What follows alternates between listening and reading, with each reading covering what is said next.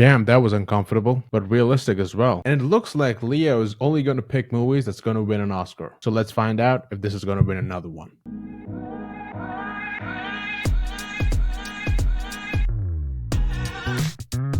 Welcome guys, welcome to Buddies and Blockbusters. As you know, I'm your host AJ, and we're here to review the one and only One Battle After the Other. I know I'm a bit late, about 2 weeks late, but it's a Leo movie. I've got to do it. It's still in theaters though, so it's doing pretty well, and I kind of liked it, and I might as well recommend it to you guys. Initial reaction, I didn't have any kind of expectation going into this movie based on the trailer and stuff. I just thought, okay, it's Leo, it equals another Oscar. Now, I'm not going to say that he's going to win the best actor for this, because this is about the story, how the execution of the director, the cinematography, as well as the way how it's shot. Everybody did a good job in terms of the cast. Just think of Leo's character. If y'all have watched Once Upon a Time in Hollywood, not the rich actor, but the poor guy, that's what you get here, but he's a bomb specialist in a way. So I loved him on screen. As when he was there, dialogue delivery, everything was great end to end, but the story and the direction which stands out. It's directed by Paul Thomas Anderson. I'm not sure if y'all have watched his other movies. He has a way of delivering a couple of things, and I'm not sure everybody's going to connect with it. If you do, you're going to have a good time. In terms of the storyline, and this is why I mentioned it was uncomfortable, it's because it kind of relates to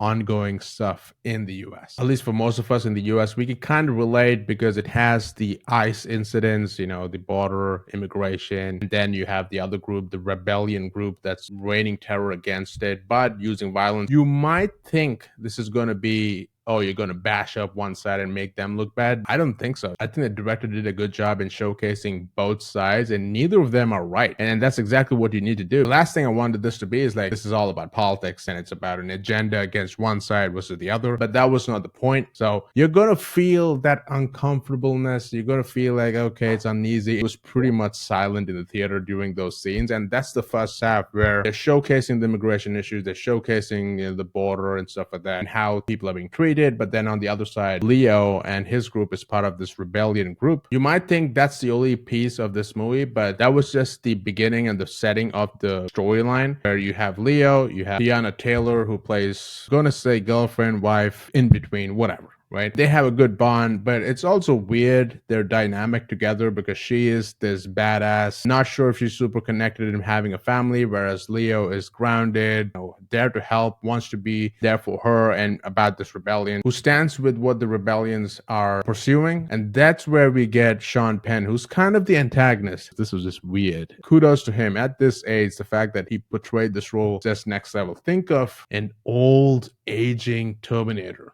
who can't walk properly, weird hairstyle, and an obsession for Leo's wife. When I say obsession, I'm talking about the sexual obsession. Because there's a couple of scenes, this is an R-rated movie, so just be prepared for those scenes. But hats off to him for the fact that he was okay in doing all that stuff. So basically, the first half was building up those scenarios of how the good and bad is happening, and how the rebellions are using violence against the establishment. But then the second half, and as and when you move into the interval, turns into, I'm not going to spoil much because this is in the trailer, Leo's daughter plays a pivotal role, and Sean Penn is just after her. It turns into a kidnapping, and then Leo needs to get his daughter. In the mix of all this, we still have the immigration issues, and then we have cops and everybody after this rebellion group. And since Leo's part of it, there's a lot of components happening while he needs to get back his daughter. The daughter, played by Chase Infinity, I'm not sure I've seen her in other roles and stuff, but she did a great job in just showcasing the emotion, being, you know, confused, and being put into the situation where you're literally kidnapped. You don't know what's going to happen, being a badass in a way as well. I liked what she brought to the table. The next piece, and this is what I loved, is the bond between Leo and Benicio del Toro. Everybody should have a friend like him. He's always there. He's a badass. He's available. He's always rooting for you and there for support regardless of the circumstance. He just shows up. It's only bits and pieces. Whenever he shows up, he's basically helping Leo to take him out of trouble and save him. That's what he does. He's not there all the time. The screen time for him is probably 15 minutes, but that bond, I would love to see a spin-off or just a series with the two of them. They have this epic chemistry. So overall, I enjoyed the storyline. It was pretty heavy, and it did get you uncomfortable in a lot of parts. In terms of the negatives and the reason on why it has a mixed bag of reviews, where the audience loved it, but the critics, as usual, you know, I strongly believe it's the runtime. It's close to 3 hours, a 2 hours and 50-minute movie, and at certain points, you might feel like it's draggy. A couple of scenes are being stretched out too much,